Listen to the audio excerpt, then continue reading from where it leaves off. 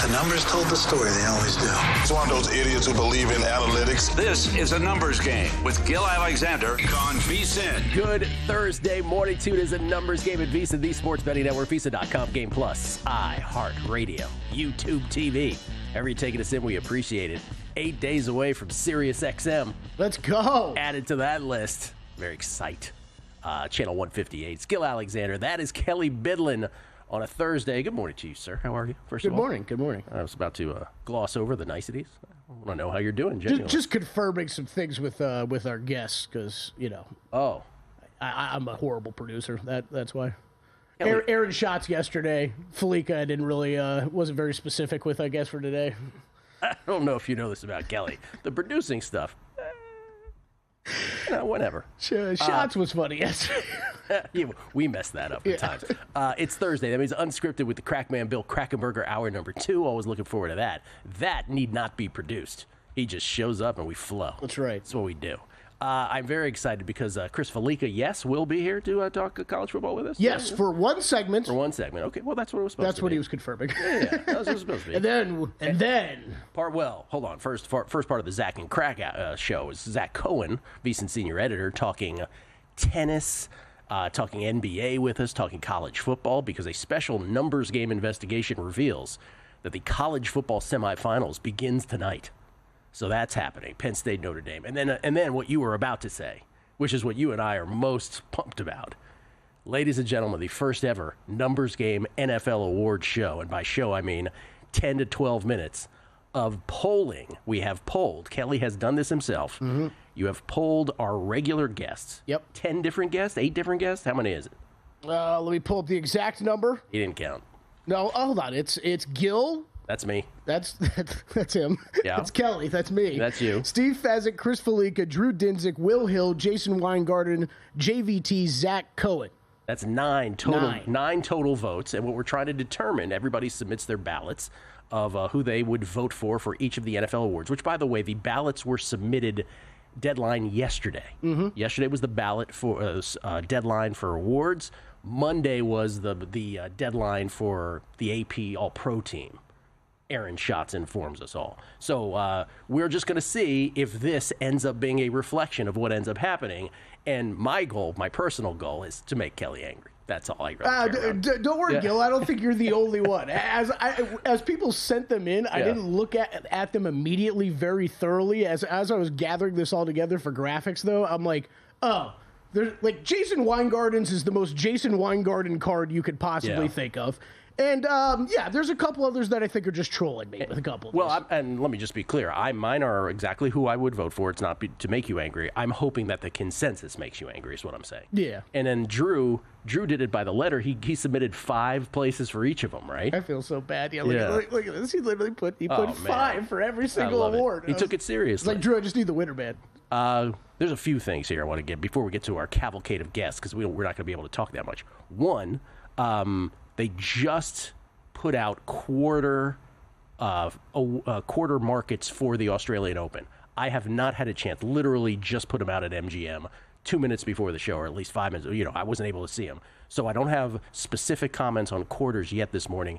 Drew Dinsick and I, in addition to the Megapod yesterday, which we recorded with Cleve TA, and thanks to everybody who showed up live to watch that, and who's also listening to, obviously, in podcast form. But then Drew and I did the pre-draw Tennis Hardo's Australian Open's, not Megapod, but Beating the Book pod yesterday. We're going to couple that with Zach and I doing the post-draw and also get into the quarters tomorrow after this show. So we'll put those 2 Australian Open segments together for a full podcast for those who missed the live versions on Twitter. I pulled up the quarters. Are there any prices would you like to know? Well, I will just tell you this. I have had a chance to actually view the quarters. And let me just say, everything I said yesterday here on this show, that things, if they break Iga's way, ends up being a great bet on Iga. They broke Iga's way. Minus 120 to win the quarter.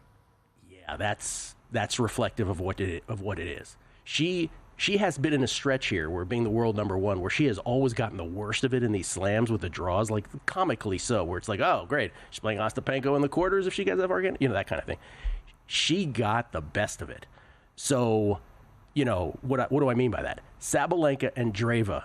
If I go to my top 10 women's players in terms of hardcore data, Iga and Rybakina. Rybakina's Q3, Iga's Q4. The other 8 are on the top half of the draw. Oh, wow. So what I'm talking about is Sabalenka, who's the world number 1 now, Muchova, Coco, Mira Andreeva, Zhang Xinwen, Paula Badosa, Naomi Osaka, freaking Collins, Pegula. Well, Collins is not part of it. But Pegula, they're all in the top half. Okay, so Iga shop around. Iga plus 450 now at DraftKings. She was plus 550. Is that not enough of a move? I added 5-1 last night at MGM on Iga. Yeah. So not enough of a move in the odds. Still too long.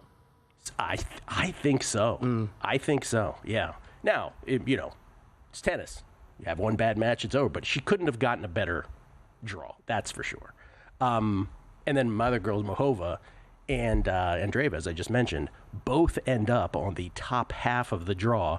Not only the top half, but Muchova and Andreeva. Well, Andreeva ends up in Sabalenka's Q1. Muchova ends up in the Coco Gauff quarter. Coco Gauff got the worst of it because she got Muchova, Osaka, Bencic, Badosa, Pegula all in her quarter. Yeah, Coco got the worst of it. So we'll see. And on the men's side, again, it's not that much. It's not that interesting on the men's side because value is in quotes. It's still Sinner or Alcaraz. But just know that Djokovic is the 7th seed and he's in Alcaraz's quarter. Oh man. Yeah, which is correct, but is startling to those of us who have followed tennis so closely for all these years. I got some first-round leader bets. Can I give those out while we're country clubbing real quick? Please, country clubbing. Yeah, country clubbing. We got 3 first-round leader bets for the Sony Open today. Luke Clanton, 50-1. Taylor Bendrith, 50-1. Ben Griffin, 55-1. They tee off in like 2 hours. So. Sony Open. Yep, Sony Open. Okay, college football tonight. Notre Dame, Penn State. When last we saw these teams, if you recall, and this is, again, I say this about the college football format here, where it's just long enough where you need the reminder, or at least that kind of thing. Notre Dame, as you recall, against Georgia in the quarters, Notre Dame scored 17 points in a 58-second span. When they kicked a field goal, then they got the strip sack. They scored on the one-play short field touchdown late in the first half, and then they got the kickoff return for a touchdown to begin the second half. So that was what buoyed Notre Dame to their victory over Georgia in the quarters. And then Boise State and Penn State. Remember, Penn State got here. They end up, remember that was the game afterwards. We're like, okay, if we were better, let's do the whole which was the right side conversation. Mm-hmm. Penn State went up 14-0. It got close at one point. It got to 17-14, then Penn State ends up covering. But it was sort of like, okay, which was really with the right side? And our conclusion was you could have made a case on either side. Well, and which was the real Penn State, right? The one that was in a dogfight, or the one that was running it up pretty easily at times on Boise State? Well, how I would put it is the one that just sort of played with their food, as the kids like to say now, which is let's just do some random ridiculous play calls just for the heck of it and see what happens, when they were gashing them, right? Well, you just should have stuck with it. And the other big thing, and it's the biggest thing heading into tonight, is what's the status of Abdul Carter? Abdul Carter, who is part of the 11 legacy of LeVar Arrington and Micah Parsons, of course, at Penn State. Abdul Carter, as of this moment, as we do this show just after 7 a.m. Pacific, 10 a.m. Eastern, on the morning of the game, is a game-time decision. Game-time decision. James Franklin, we anticipate Abdul playing. He's doing everything he possibly can to play. His approach has been awesome. He's lived in the training room, but it was a game-time decision, and we'll see. And it's a apparent upper body injury. We don't know exactly what it is. But when he held up the Fiesta Bowl trophy, he did it with his right arm. His left arm is just, sitting there. Because, what was it? He came back into the game for a second. So no swim move for him. No, there's not going to be a swim move, I don't think. But his left arm was strapped up. Anyway, 11 sacks this year for Abdul Carter, ranked second nationally with 21 tackles for loss, 2 forced fumbles, 3 pass deflections, 63 tackles. Walter Camp Player of the Year semifinalist midseason, Bednarik Award as well, midseason semifinalist. Currently ranked as the number 2 player in April's NFL draft class. So the question is, does he play or doesn't? Because with him, Penn State is 6th in EPA per rush in the country, and Notre Dame's left tackle, Anthony Knapp, has allowed a 13% pressure rate through 2 playoff games. So that's obviously, I don't know, maybe the biggest thing on that side of the ball for sure. And then, all the damage that Tyler Warren does for Penn State, Notre Dame seemingly would have the answer with Xavier Watson, Schuler at the safety position. So a lot of folks love the under. Almost too many folks like the under. Oh, boy. Anecdotally. right? 45.5 is what it is now. Franklin quotes from yesterday on Carter, we anticipate Abdul playing. He's doing everything he possibly can to play. His approach has been awesome. He's lived in the training room, but it will be a game-time decision, and we'll see. Kelly, I just said that exactly. Okay, it sounds like he's a little bit closer, leaning in than leaning out. Just repeated the quote I just gave right there. That's exactly what happened. Yes, that's correct. But so we don't know. It sounds like it, but who knows? But 45.5 is the total, and this is, Notre Dame by 1. So really, coin flippy at this point. You have a play on it at all? No, I've got nothing. Side or total. No. I'm waiting to be convinced one way here or the other. I mean, I think I'd go Notre Dame if it was picking a side, but nothing for me so far. Well, we'll find out from Chris Fallica, from Zack Cohen, what they have here momentarily on this. Real quick before we go, I would be remiss if I didn't mention this. Go meeting to the guests. Cavaliers beat the Thunder last night. The Cleveland Cavaliers are now 32-4. Yeah. And as you are a basketball hardo, I just need to ask you this question. What would it take for anyone to care nationally? Well, what about the Cleveland Cavaliers? Yes, because 36-0, I assume they'd care. If it were LeBron who was 32-4, I'd assume people would care. Yeah. But because it's the Cleveland Cavaliers, and they're literally on a pace that is in the ballpark right now with the greatest teams of all time record-wise, pace, I get it. No one seems to care. Here's the thing, Dill. It's not just the non-basketball hardos, because we've seen a little bit of this Cleveland story the past couple years. So for me, it's always been, how real are they? And they're proving they're more and more real here. Or is it the fact that the Warriors went 73-9 and then didn't win at all? I think there's some of that. Part of that as well. It's fascinating. 32-4, the Cavs. Zack Cohen next. Our numbers game. Time. There's nothing more valuable. It's what drives everyone to make the most of every moment. We celebrate living large in the now. In a city where time disappears, we create experiences that electrify the soul and memories that will last forever. We go big. We go all night. And here, everyone is invited. So get loose and get loud. This is Circa. You'll have the time of your life. So, Paulie, have you had a chance to read the VSiN Daily yet? Yeah, came in at 3 a.m. What's Bill doing up that late? Well, rumor has it starts off with a 12-hour meditation session. Then he just pours himself over film and live TV, really focusing and taking it all in. Bill's in with the biggest insiders, talking trade secrets, strategies, the whole nine, absorbing the info. And then and only then can the writing process begin.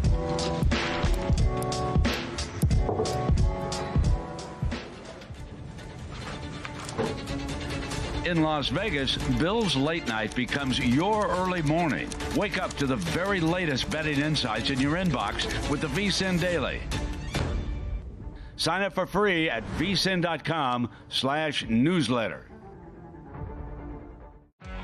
On the next Money Moves, Matt Brown joins me, Stormy Bonantoni, to break down the first semifinal game between Notre Dame and Penn State. We'll dive into the VSiN prop hat and pull out our favorite props for both the Orange Bowl and Cotton Bowl. Then we turn it forward to NFL Wildcard Weekend. Are there any upsets on the horizon? Or will favorites continue to dominate like they did in the regular season? We'll answer all those questions and break down the latest news from across the sports world starting at noon Eastern, 9 Pacific, right here on VSiN.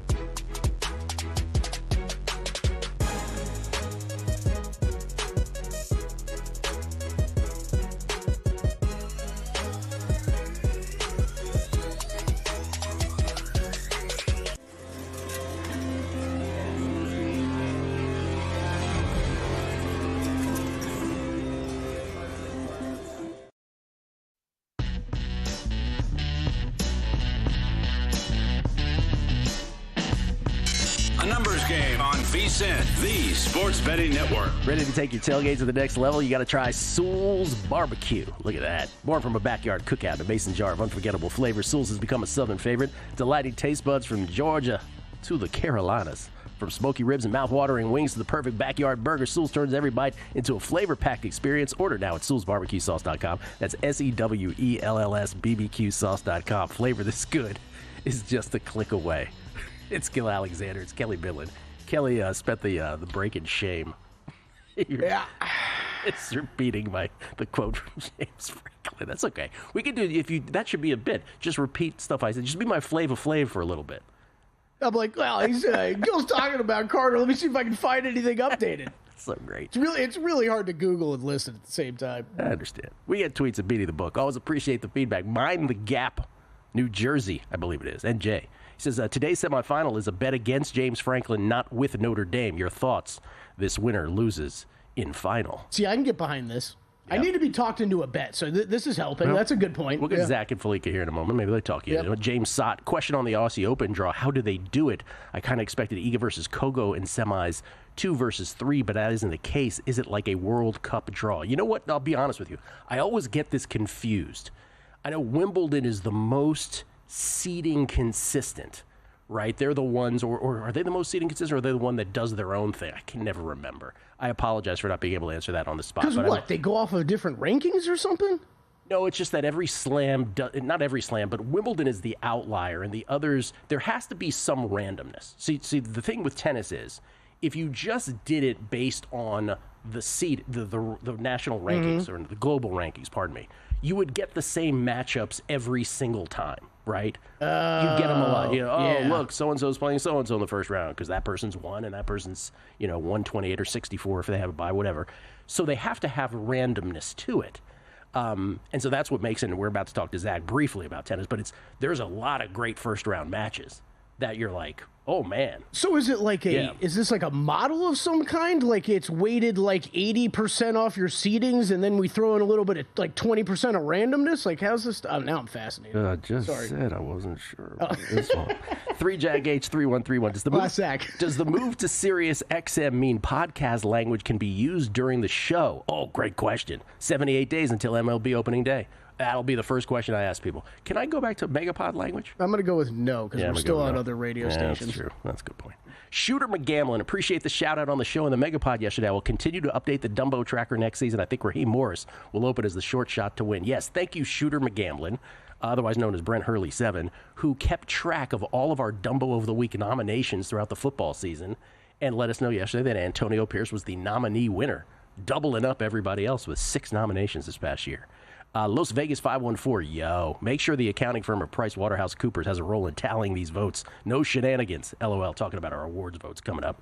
And then Rick Olier, hey guys, first time, long time. Can we get the quote from Coach Franklin about Abdul Carter? Thanks in advance. That's great. Ladies and gentlemen, he is part of the Zack and Crack comedy duo. Zack Cohen, senior editor here at VSiN, and part of the glue that holds this whole operation together, courtesy of the Progressive Guest Line. What's happening, Zack? Not much. I'm excited for the Australian Open. Yes, man. So you and I, we're going to do the post-draw because Drew and I did the pre-draw yesterday. I'm looking forward to that. So I don't want to spoil our conversation, but just give me one reaction to what you're seeing. Yeah, I thought that Djokovic got a pretty tough draw. I think that having to face Carlos potentially in the quarterfinals is really, really difficult. So I think that was my main takeaway. I thought that Novak had a really good shot of winning this tournament. Maybe he still does, but one of those two is hurting today because they're going to have to face each other. Yeah, all right. We're going to be on Twitter Live tomorrow, you and I doing this. And then for those who missed that, we'll put it in podcast form with the Drew pre-draw. Very excited. And by the way, the quarter price is just coming out now at BetMGM. So looking forward to talking about those with you as well. Let me start with you with the last question I asked of Kelly, which is, what do you got to do if you're the Cleveland Cavaliers to capture the national, attention? You're 32-4 now. You took down the Thunder last night. I suggested, last segment, maybe it's because the Warriors, when they went 73-9, they lost, and so no one really cares. Or is it just the fact that simply when you ask people, hey, who do you think is going to be in the NBA Finals? Virtually no one says the Cavaliers, 32-4 or not. Yeah, I think it's just that people don't believe in them to win a big playoff series against a team like the Celtics and possibly even, the Knicks. I just think that we've seen them play Boston this year. I thought it was a pretty lopsided game for 3 quarters, and the refs kind of brought them back into it. But I do think that they're just outclassed a little bit in terms of shot making against a team like Boston. And I do think that we've seen in the playoffs, this Cavaliers team is very, very good, but that double big lineup has some question marks. They were great last night, Allen and Mobley, against the Thunder, but I do think that there are going to be teams that can, shoot them off the floor. And I do think that bench, as good as it is, it will be tightened up in the playoffs. So that strength kind of goes away a little bit. They're a 10-deep team that, they're probably only going to want to be playing 8 as other teams really shrink their rotations. Is it possible, and I hear everything you're saying, that rotation thing is a big playoff handicapping thing that people should know for the NBA. Should be reminded of that every year. Rotations shrink, as they should. Is it possible we're all missing the boat on this team? Possible. It's definitely possible. I think that, I have a little bit of bias against them just from seeing things what you've seen in the last couple of years. I think that, they went into this season, made a huge coaching change, one that obviously has worked out really well. Yeah. Kenny Atkinson's a guy that I thought would do a good job with this team, maybe not this good, but I do think that it's the same exact roster as it was last year. So it's a little hard to believe in them, going really deep in the Eastern Conference playoffs. I mean, it's definitely possible. I would not be shocked if I'm wrong. I do think that I need to see it to believe it. Anything NBA tonight? I like the Hornets +9 against the Lakers. I always come on here and bring you the great teams. So I like Charlotte +9 tonight. It's just a Lakers team that I think is still really reluctant to shoot the 3 ball, even under JJ. And Charlotte, for as bad as they are, they're 8th in the league in 3-point makes per game.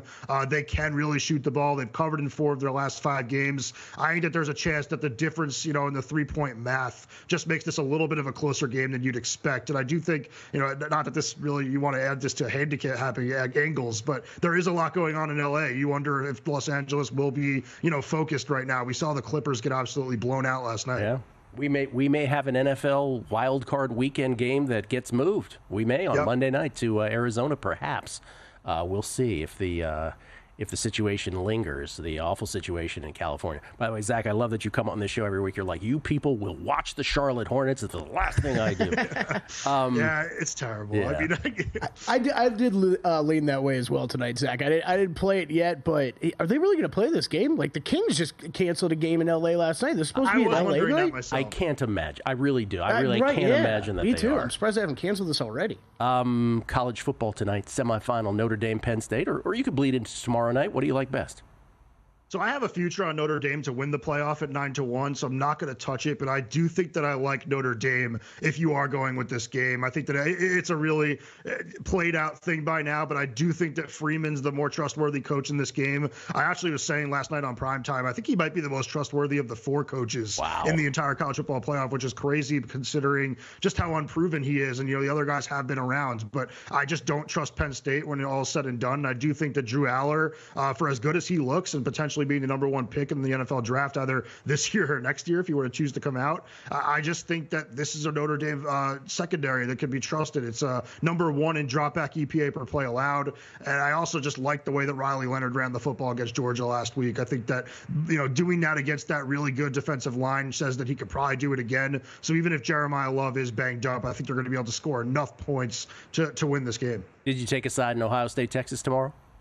Yeah, so that's the only one that I'm actually playing. I do have Texas +6 in that game. That was really just a play on the number. Like I saw last week's look-ahead line was 1.5. Mackinnon at the website at the matchup pages has Ohio State by 1.6 as estimated line. So the fact that we're all the way up to 6 just because of these last 2 weeks kind of didn't sit right with me. Having said that, I do think Ohio State's probably going to win the game. But yeah, I just grabbed the number. Like I think Texas' defense is good enough to slow down Ohio State, especially if there's any second guessing at the game plan like we saw against Michigan. Freeman is the most trustworthy of the remaining 4 coaches. Wrap your head around that for a second. All right, NFL, it is no longer called, we learned yesterday, Super Wild Card Weekend. Apparently it's only Wild Card Weekend now again. They have removed the Super from the title. What do you like? Super. I still feel like it's Super too, really. I do. What do you like best among the 6 games? Honestly, I like the Texans money line the best. I think it's really easy kind of get swept up in the Harbaugh stuff and just kind of put trust in him in a big game. But at the same time, Los Angeles' defense was a shell of itself in the second half of the year. That secondary was throwable on. I think that Stroud, for as bad as he has looked at times this season, and he has looked bad, there are going to be passes to be made in this game. I think that Collins is going to be open pretty regularly. And I really like the matchup for the Texans defense. They have a really good rushing defense. I think that they're not going to be able to let Los Angeles, get the ground game going, which, the Chargers definitely want to do. They want to make things easier on Herbert. And I really like the Texans corners in this game. So I think they're going to be able to keep McConkey in check too. And I also, the last time we saw Stroud play a home playoff game, he absolutely lit up Cleveland. Maybe there will be, some good memories there, but I just thought that this was a little closer to a 50-50 than the odds suggested. And I think that playing at home is going to be big. I'm with you. I ended up playing the Texans yesterday, plus the points, not on the money line, but I took the 3. I'm totally with you. I said it again yesterday. Worst strength of victory among all the playoff teams. The Chargers, 348. The aggregate win percentage of the teams they've beaten this year. They've beaten nobody. Zach, looking forward to talking tennis with you tomorrow, man. Thank you. Yeah, can't wait. Zack Cohen, everybody, at Betting on X. Coming back with Chris Fallica next. And they're off.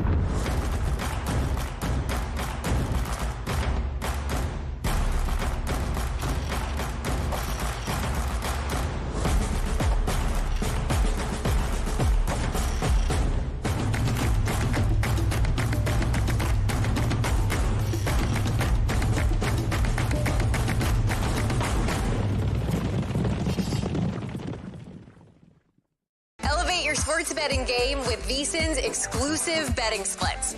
Stay ahead with real-time market trends and track bet percentages on any matchup, then uncover the edge by comparing them to the amount of bets placed to find out where the sharp money is headed. Upgrade to VSiN Pro to access betting splits, live odds, line moves, power ratings, and in-depth game analysis. Go to vsin.com/pro to join VSiN, the sports betting network.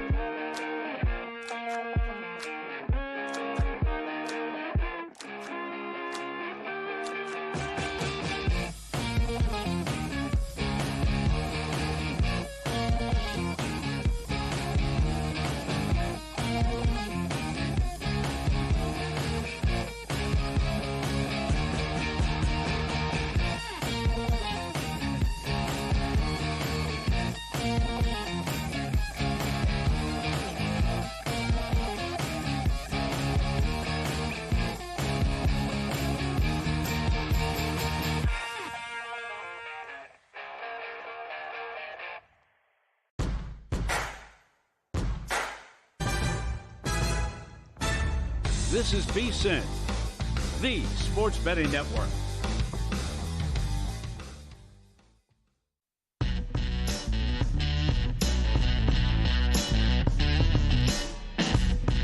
A numbers game on VSiN, the sports betting network. Getting ready for big game 59 with a big deal to match. Save $59 off a VSiN Pro annual subscription when you sign up using promo code A.N.G. Become a VSiN Pro annual subscriber. Bet smarter all year long with full access to our daily best bets to help you cash more tickets, exclusive betting splits from DraftKings and Circa, 24/7 video access to tune in anywhere on the VSiN Watch app, plus all our betting guides and expert picks for the Super Bowl and upcoming March Madness. Don't miss out. Big game deal. Visit VSiN.com/subscribe and use promo code A.N.G. A.N.G. as in 8 numbers game. That'll save you $59 off a VSiN Pro annual subscription today. That's VSIN.com/subscribe. Gil Alexander, that is Kelly Bidlin. We get tweets at Beating the Book, always appreciated. Kevin Ryan at Road King KR. Gil is a longtime basketball, football, baseball, golf fan. What the NBA has done to itself over the last few years, I don't even watch it anymore until the playoffs. I don't think I'm alone here at this time. I'd much prefer college basketball. Brian Young. Will the Crackman be on this morning for his unscripted segment on a numbers game? Yes, he will be. Top of the hour. We still got Fallica, though, and our NFL awards in between. Mr. Masterline, thanks for the Dumbo memories, or should I say nightmares of Freddie Kitchens. I apologize. I don't remember the Freddie Kitchens Dumbo of the Week moments, but they were plentiful. I don't remember the specifics. LFC Title Records joined VSiN+++ after the show to listen to Kelly requote Gil for an hour using colorful language. This might be an actual option for Sirius. Oh, we could get into that as well.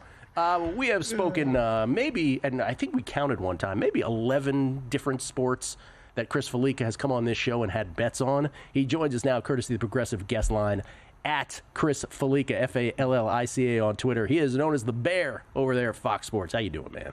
I'm good. Just enjoying the morning. Had the old Apple iTunes library on shuffle before. I had a little Avicii come on before the show, so I am woken up now. Okay, very good. Just a little inside joke there, everybody. All right. It is a great song, though. Let's start with tennis real quick. Did you bet anything? I did not bet anything yet. I haven't had a full chance to digest the quarters, being that they came out essentially when I was getting ready to go to bed, like 11:30 last night, midnight. But again, I want to be the fair and balanced to kind of weigh against the propaganda that you're spewing, Iga. But in a very fair and balanced way. I'm being fair and balanced. What you had said before about the easiest possible draw, I think that's going to really bring her price like ridiculously out of whack. And again, I know you hate the number. 17 non-French Open slams. She's won the quarter twice in 2 of them. So 15 to 17, she's failed to win the quarter. And you look at Australia specifically. Last year, she lost to an unseeded player in Niskova. In 2023, Rybakina was seeded 22nd. She lost to Halep in 21. That's no embarrassment that Halep was seeded higher than her. 2020, she lost to Ikontaveit, who was 28. So it's not like she's been losing to top 10 players, like and getting beat by elite players in these draws. And it's because of a tough draw. She's been losing to the type of players that she's going to have to face here, whether it's Emma Navarro, whether it's Emma Raducanu. I mean, there are plenty of obstacles there in that draw for her. So if I can find a yes/no on Iga to win the quarter and bet the no, I will be doing that. By the way, he's talking about Iga Swiatek. Iga Swiatek, who is 23 years old. That's right. We should probably mention this. Tennis. And has won 22 tournaments at 23 years old and 5 slams. So what the hell is he talking about? Anyway, okay. Sorry.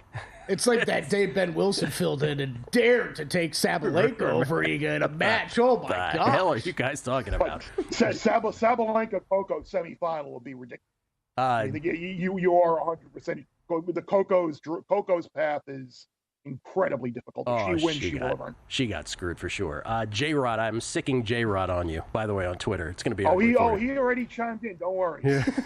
Sure he did. The DM from him last night was, I dare you to bet against me. That's right. Like, don't worry, you're not going to have to dare me. I'm going to do it. Okay. Any horses today we should know about?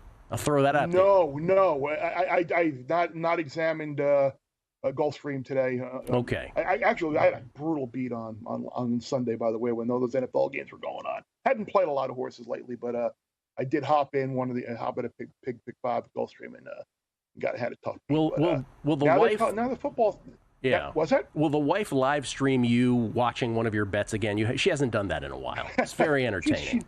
There haven't been that many lately that I've been really super wound up in. So when there's a big 5-6 figure score at stake, we'll make sure she chimes in. All right, Notre Dame, Penn State tonight. Notre Dame a 1-point favorite. The total's 45.5. What did you bet, sir?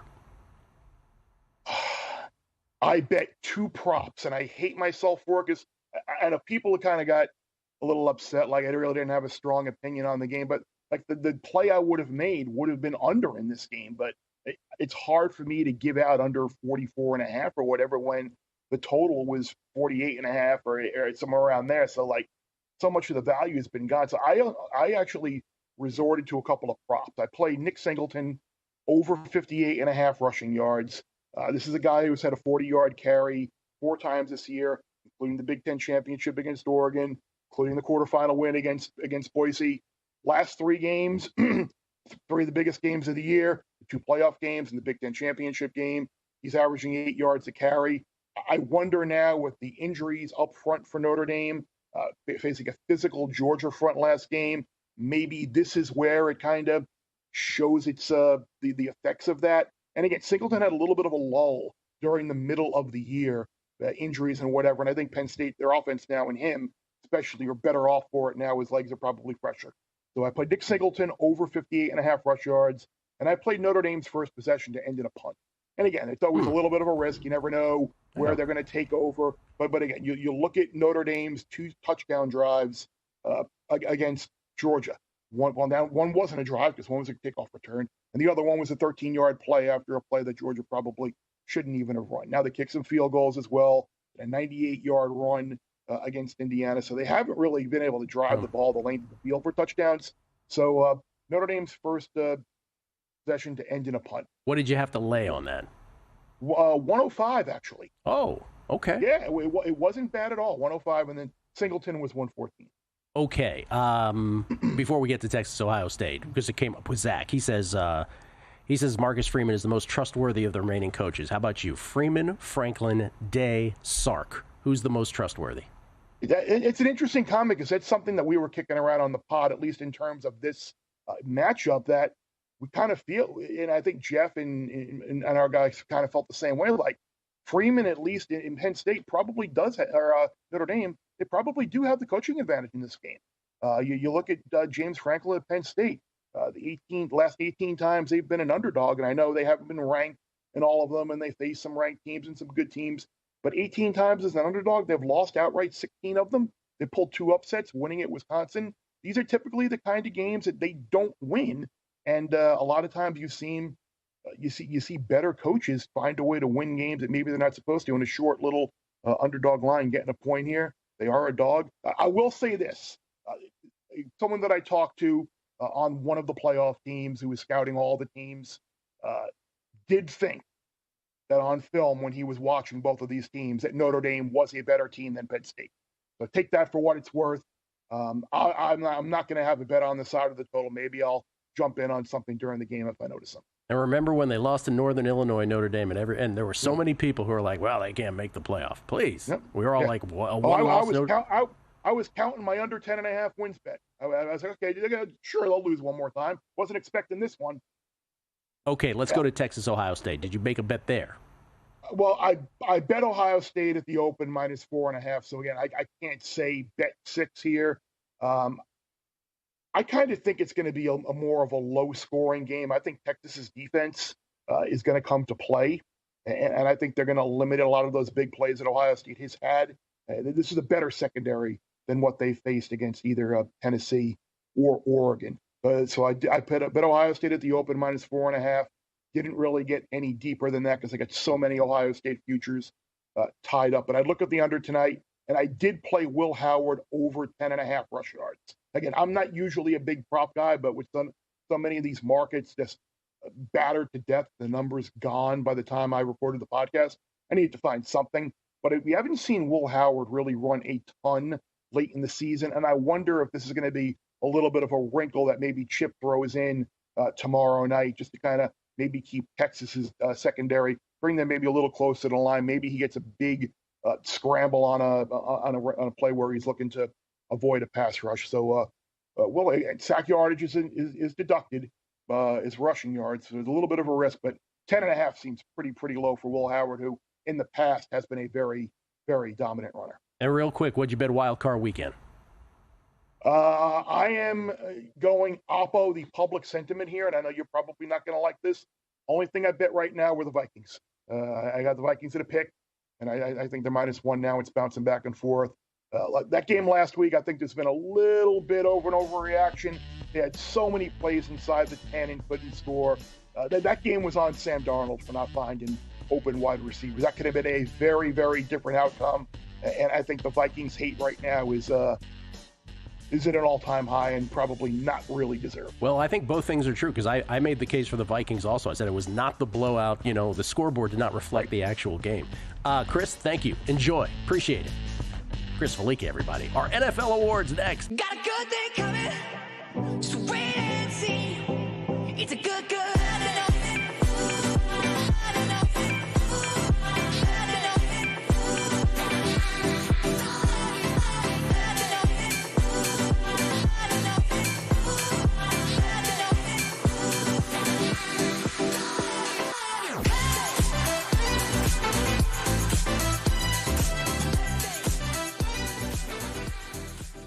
You spoke, we listened. Introducing the all-new VSiN Watch app. Now, you can watch and listen to VSiN expert analysis live wherever you are. Missed a show? No problem. Catch replays of VSiN's full lineup at any time. View highlights sorted by sport. Or use the search feature to find specific teams and topics you're looking for. And the best part? It's free for a limited time. Download the VSiN Watch app today. Available now on the App Store and Google Play. And join us on the Sports Betting Network.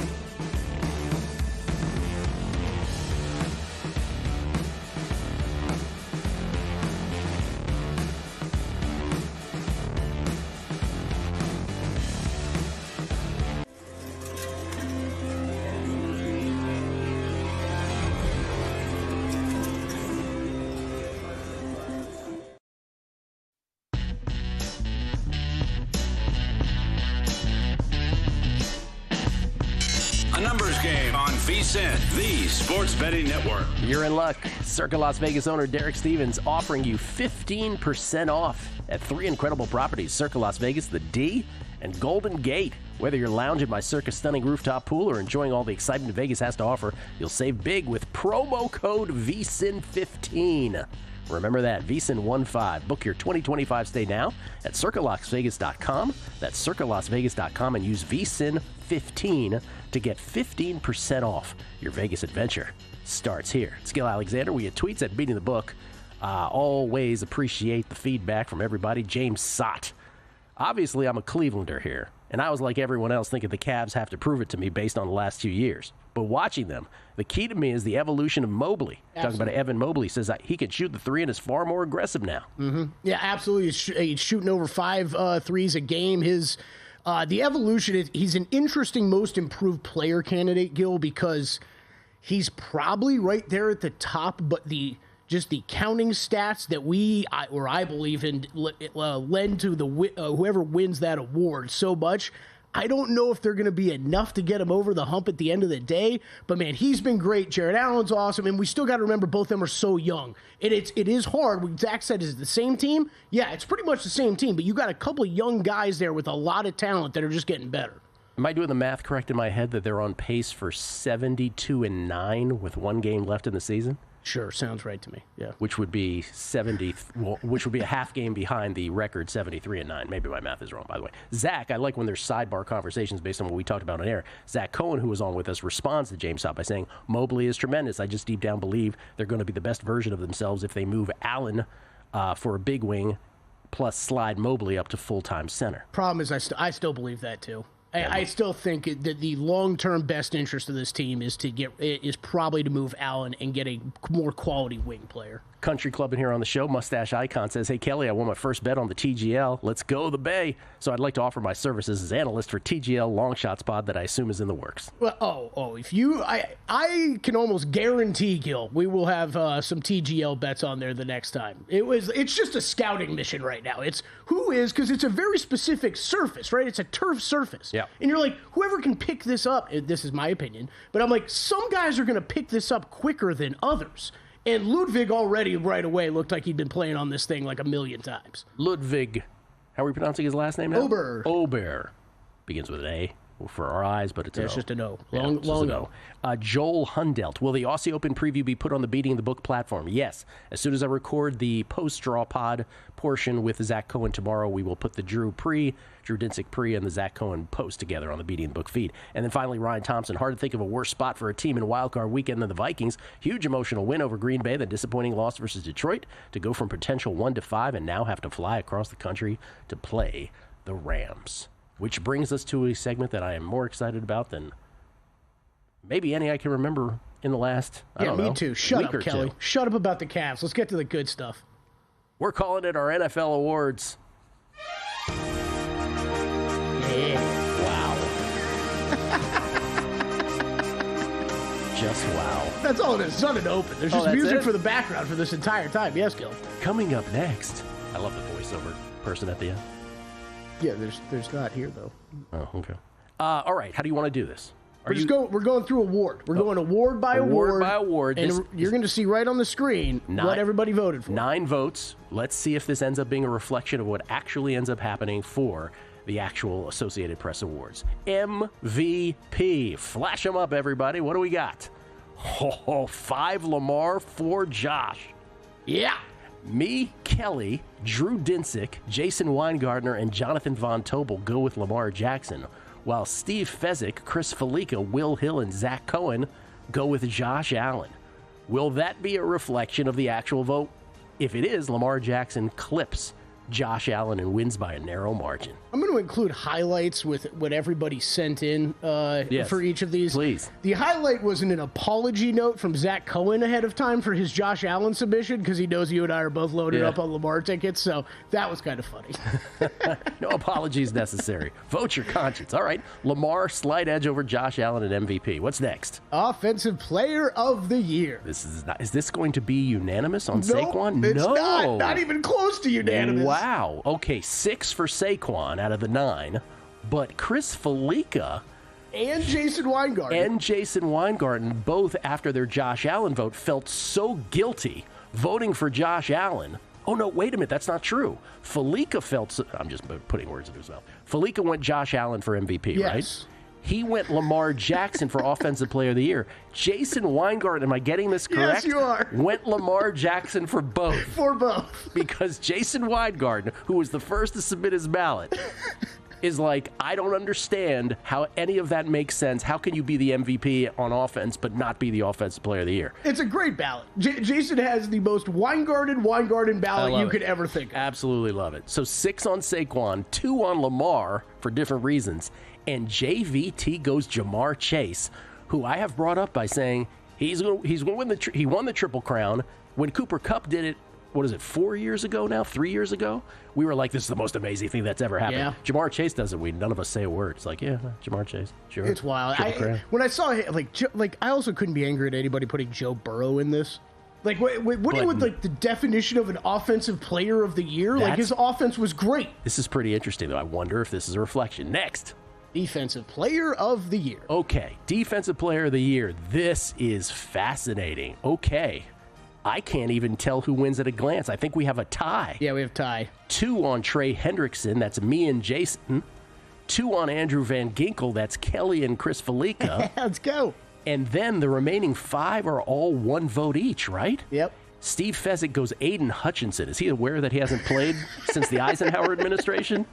Unless he was referring to another Hutchinson, but I'm guessing because he just sent me last name, I'm thinking it's Aiden. Writing Steve's name down. That will go on his permanent record. I think he'll tell you tomorrow when he left. By the time he got hurt, he was on a absolute amazing pace. On his permanent record. Drew Dinsick went with Patrick Surtain. Will Hill went with Micah Parsons. Jonathan Von Tobel goes with Kirby Joseph. I like that as an inspired pick. And Zack Cohen goes TJ Watt. So we have a tie for Defensive Player of the Year. Okay, next. Offensive Rookie of the Year. So Defensive Player of the Year so far the most splintered. It is not unanimous. It is 8-1 because JVT had to be the different guy. He goes Brock Bowers. Honestly, though, I think this is a perfect reflection of what's going to happen. With the conversation that's picked up the past week or two, and including the one we had with Aaron Schatz yesterday, I'm a little surprised this was as Jaden Daniels heavy as it is. I'm not. You know why? Because he's a savior of a franchise and of a whole entire region of the country. Shame on you, JVT. Shame on you. 8-1 in favor of Jaden Daniels. I think that will be an accurate reflection. All right, next. Defensive Rookie of the Year. Defensive Rookie of the Year is the one that I had the most trouble with. Yeah, don't worry. Oh, you put both of mine in there? Yeah. Oh, I thought I gave you a 1 if you wanted me to stick to 1. No, I thought you were giving a split vote or something. No, I said at the end. Did you read my text? Or you just yeah. I thought you said chop if you were going to make you pick one. I'm not making you pick one. Oh, okay. Yeah, if you were going to make me pick one, I would have. Fezzik didn't send one. Fezzik refused. Fezzik is totally, this is a terrible demerit for Steve Fezzik here. I had the hardest time with this. I could not chop, see what I did, between Jared Verse and Chop Robinson. Because if you go the first 11 weeks of the year, it's Jared Verse by far. Right. If you go the last half of the year, it's Chop Robinson by far, and Jared Verse falls off the cliff. You and Fallica and Jason, JVT, and Zach all went Jared Verse. So Jared Verse is going to win this. But Chop doesn't get a vote. Quinion Mitchell gets 2 from Drew Dinsick and Will Hill. Mm-hmm. Wow. Okay, so Jared Verse will win that according to our awards. Anything going to surprise you with Defensive Player of the Year or Defensive Rookie of the Year? No. I'm so glad I won't say anything won't surprise me, but of the candidates, yeah. All right, next. Coach of the Year. Oh, this will be the best. Oh, look at that. Kevin O'Connell gets 6 of the 9. Dan Quinn, Sean Payton, Dan Campbell each get 1 from Drew Dinsick, Will Hill, and Jason Weingarten, respectively. But the rest of us went KOC. Surprised me it was this O'Connell heavy, but it's O'Connell to me still. Drew loves him some Dan Quinn. Yeah. Hey, man, I really appreciate that. I love Washington. I wouldn't have go Dan Quinn. Well, in this one, I could pull up who he had number 2. Dan Campbell, he had number 2. Kevin O'Connell, he didn't have till 3. I would have had Sean Payton number 2. As much as I hate Sean Payton as a human being, I would have number 2 as coach. And finally, and this is the one that's the best, Comeback Player of the Year. Is Kelly Bidley going to be angry? Oh, yes, he will be.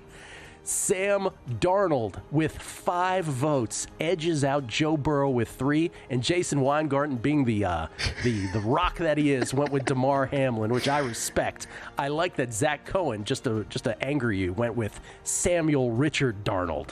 Oh, I screwed this up. That was JVT. Oh, okay. So JVT Zach did just it. gave me plain Zach Darnold after trying to spike on me yesterday. Samuel Richard Darnold is what JVT said. This is great because I had no idea what the results were. Sam Darnold is your comeback player of the year. What do you have to say for yourself, Kelly Bidlin? I'm going to be pretty upset in a month or so. These guys didn't care about the guidelines. Why should the actual voters? I know. So I think it's a good reflection of what could possibly happen. Aaron Schatz yesterday was like, I expect everybody to follow the guidelines. I don't. There was plenty of objections to this award as well. People I put names down for that they were objecting to. Crackman Unscripted next on A Numbers Game at VSiN, the Sports Betting Network. And we're out. Okay, give me 1 sec. I need to load funds into my gaming apps. Stormy, really